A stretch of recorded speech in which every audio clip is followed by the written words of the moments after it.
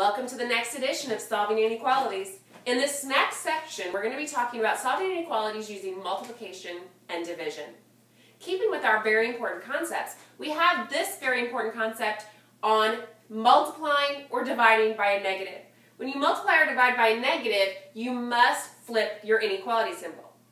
Now, I like to prove things so that way you understand why we would need to flip it.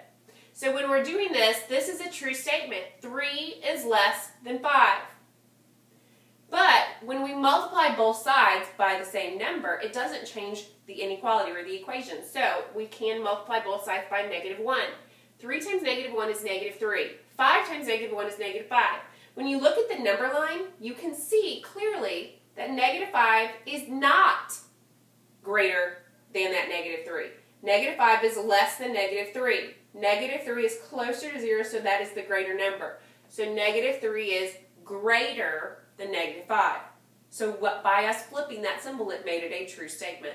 So remember, whenever you multiply or divide both sides by negative, you must flip your inequality. Let's go ahead and do some examples. In our first example, we have 8p is less than 56. Remember, when solving an inequality, you actually solve it the same way that you would on a normal equation. So to get rid of multiplication, we should divide by that number on both sides. So we're going to divide by 8 on both sides. 8 divided by 8 makes 1p. 56 divided by 8 makes 7. We do not flip that symbol because we did not multiply or divide by a negative. So we leave that symbol the way it is. Let's go ahead and graph that on our number line. We need an open circle because remember, it does not say that it's equal to 7, so we cannot include that number in there. It includes everything right up until there, but not the 7. So we're going to leave an open circle here. And it says p is less than 7. So we're going to shade all of the numbers that are less than 7. When you have your variable over here on the left side in proper form, you can actually see that that inequality symbol is pointing to those numbers that are less. So our arrow should be going that direction. Let's go ahead and check a number. You can check any number in that shaded region to make sure that you shaded it on the correct side. So I chose the number 6.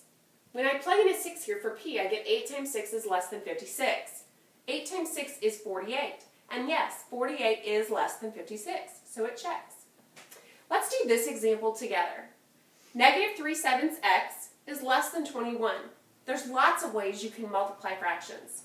You can multiply by the reciprocal, so I can multiply by a -7/3 on both sides. I can also multiply by the denominator 7 on both sides and then divide by -3. Or, how I like to do it, is I think of this as -3/7 times x. And how do you get rid of something that's multiplied? You divide by that number on both sides. So I can divide by a -3/7 on both sides. Now be careful. Did I multiply or divide by a negative on both sides? I sure did. So don't forget that very important concept. What do we need to do? We need to flip our inequality symbol. So it should now say x is greater than this value. 21 divided by -3/7. Some of you may need a calculator to solve that one, but in my calculator mind, I get -49. So x is greater than -49. Let's go ahead and graph this. I'm going to put the -49 in the center. And remember that our numbers are getting closer to 0 as they get larger.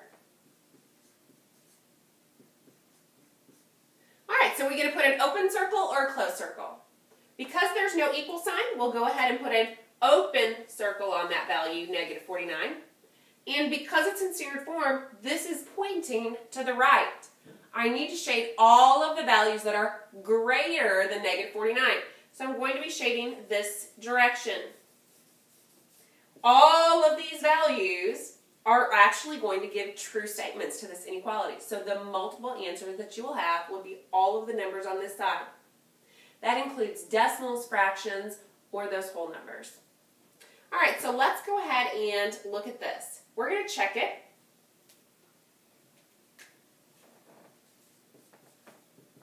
Remember, we can choose any value in the shaded region.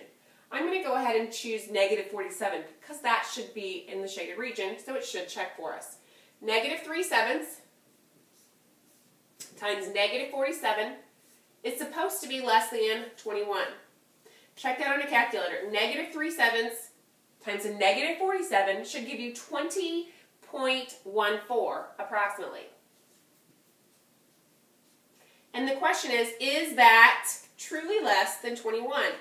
Yes, 20.14 is less than 21. So it's a true statement. So that proves that we shaded on the correct side of that inequality.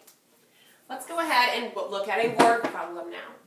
Of the students surveyed at Madison High School, fewer than 84 of them said that they have never purchased an item online. This is about 1/8 of those students surveyed. How many students were surveyed? So let's go ahead and find some important information out of here.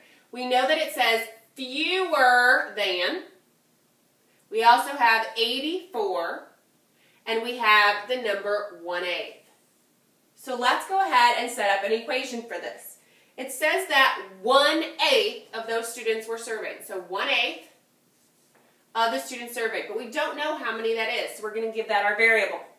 We also know that fewer than 84 students were surveyed, so less than 84. All right, so let's go ahead and solve this. How do you get rid of multiplication? Again, I think of this as 1/8 times x. So I'm going to divide by 1/8 on both sides. X, did I multiply or divide by negative? Do I need to flip that? No, I did not, so I don't have to flip it. X is less than 84 divided by 1/8, which is 676. Now, you can check that by plugging it back in and finding a value that works. Let's go ahead and graph it to see our solutions.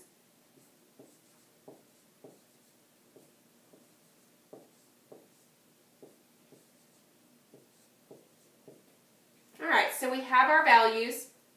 We're going to put an open circle, and it shows that we're pointing to the left, so we're going to go ahead and shade in this region right here, because that should be the number of students that were surveyed.